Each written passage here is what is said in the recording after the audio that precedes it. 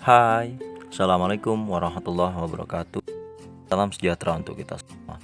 Senang rasanya bisa berjumpa kembali dalam pembelajaran pendidikan jasmani, olahraga, dan kesehatan. Pada video kali ini, kita akan membahas tentang budaya hidup sehat. Kita akan belajar pola makan sehat, bergizi, dan seimbang. Tujuan pembelajaran kita kali ini adalah memahami dan memaparkan pola makan sehat, bergizi, dan seimbang, serta pengaruhnya terhadap kesehatan. Dalam materi kali ini ada 3 pokok bahasan. Yang pertama, hubungan antara makanan dan kesehatan. Yang kedua, pengertian makanan sehat. Dan yang ketiga adalah tentang gizi yang salah. Tubuh manusia dapat tumbuh karena adanya zat yang berasal dari makanan. Oleh sebab itu, untuk dapat melangsungkan hidupnya, manusia mutlak memerlukan makanan. Zat yang diperlukan tubuh dan berasal dari makanan disebut zat makanan atau zat gizi. Ada 6 macam zat gizi yang diperlukan tubuh, yaitu yang pertama karbohidrat, lemak, protein, mineral, vitamin, dan air. Tubuh memperoleh zat gizi dalam bentuk makanan, baik yang berasal dari tumbuh-tumbuhan maupun hewan, atau yang sering dikenal dengan istilah nabati dan hewani.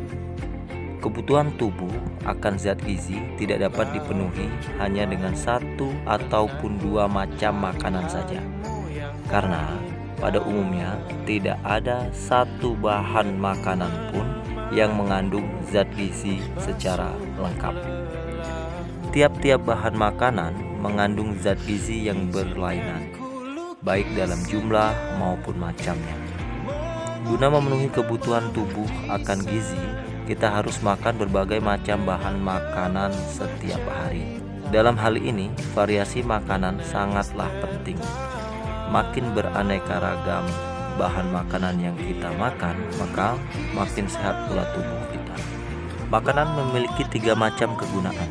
Yang pertama adalah membangun dan memelihara tubuh, atau disebut dengan zat pembangun, yaitu protein, mineral, dan air. Yang kedua adalah memberi tenaga pada tubuh, atau zat tenaga, terdapat pada karbohidrat, lemak, dan protein.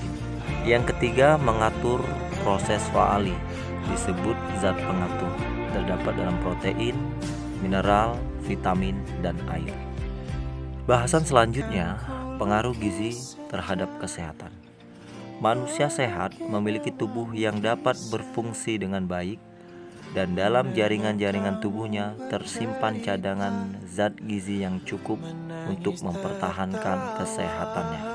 Cadangan zat gizi akan digunakan apabila kebutuhan tubuh akan zat gizi sehari-hari tidak terpenuhi.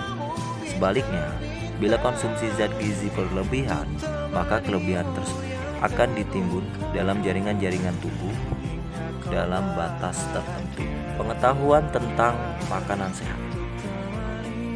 Kekurangan maupun kelebihan zat gizi dapat menimbulkan efek negatif terhadap tubuh. Keadaan yang sempurna akan diperoleh apabila tubuh mendapatkan zat gizi dalam jumlah yang sesuai dengan kebutuhan dan dengan perbandingan yang seimbang. Makanan sehat. Makanan sehat sering disebut dengan makanan seimbang. Artinya, di dalam susunan makanan sehari-hari mengandung semua zat gizi yang diperlukan oleh tubuh dalam jumlah yang memenuhi kebutuhan. Kegunaan zat gizi. Yang pertama adalah karbohidrat. Karbohidrat sering disebut hidrat arang, zat pati, zat tepung, ataupun zat gula. Fungsinya adalah yang pertama sebagai sumber energi utama bagi tubuh, sumber energi bagi otak, mempertahankan massa otot tubuh, meningkatkan penyerapan nutrisi tubuh. Zat gizi yang kedua adalah lemak. Lemak sering dianggap sebagai musuh atau zat yang sering dihindari. Padahal tubuh memerlukan lemak sebagai penghasil energi selain dari karbohidrat. Pelarut utama vitamin A, D, E, dan K. Bahan penyusun membran sel, melindungi organ vital, melindungi tubuh dari suhu rendah, penahan rasa lapar, dan sebagai pelumas persendian. Yang ketiga adalah protein. Protein ini berfungsi sebagai pembentuk sel-sel baru dalam tubuh dan menjaga sel-sel yang ada dalam tubuh. Protein juga menjadi bahan bakar ketika kebutuhan tubuh tidak dapat dipenuhi oleh karbohidrat dan lemak. Kegunaan gizi selanjutnya adalah mineral. Mineral dapat menjaga keseimbangan asam basa pada tubuh sebagai katalis reaksi biologis, sebagai komponen bagian-bagian tubuh yang penting, menjaga keseimbangan air, transmisi impuls saraf, mengatur kontraksi otot, membantu pertumbuhan jaringan. Kegunaan vitamin. Fungsi utama vitamin adalah mengatur metabolisme karbohidrat, protein, dan lemak. Air berfungsi sebagai pelarut berbagai zat yang diperlukan tubuh, membantu mengangkut zat-zat ke seluruh sel tubuh melalui darah, membantu proses metabolisme tubuh, media transmisi saraf, mengatur suhu tubuh, membuang zat yang tidak berguna, serta membantu mengatur pH pada tubuh. Pengertian gizi yang salah. Gizi yang salah yaitu keadaan yang disebabkan ketidakseimbangan antara zat gizi yang dikonsumsi dan jumlah yang dibutuhkan oleh tubuh. Macam-macam gizi salah pada tubuh. Yang pertama, kekurangan protein. Kekurangan protein ini dapat menyebabkan penyakit kwashiorkor dan marasmus yang sering terjadi pada anak. Selanjutnya, kekurangan vitamin A dapat menyebabkan buta ayam, pertumbuhan yang tidak normal pada saat anak-anak, serta kelainan pada selaput mata dan selaput epitel. Kekurangan vitamin B, thiamin, dapat menyebabkan kurang nafsu makan, susah BAB, mudah lelah, dan sulit tidur. Kekurangan riboflavin menyebabkan bibir pecah-pecah, radang pada lidah, kulit di sekitar hidung kering dan berbintik. Sedangkan kekurangan niacin menyebabkan diare, disentri, dan demensia.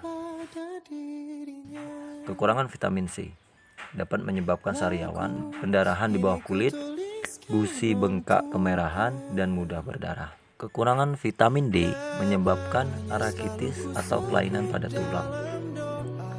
Kekurangan vitamin E dapat mengurangi kesuburan, bahkan dapat menyebabkan kemandulan. Dan yang terakhir, kekurangan vitamin K dapat menghambat pada proses pembekuan darah. Demikian materi singkat kali ini, semoga bermanfaat dan terima kasih serta sampai bertemu kembali di video-video selanjutnya.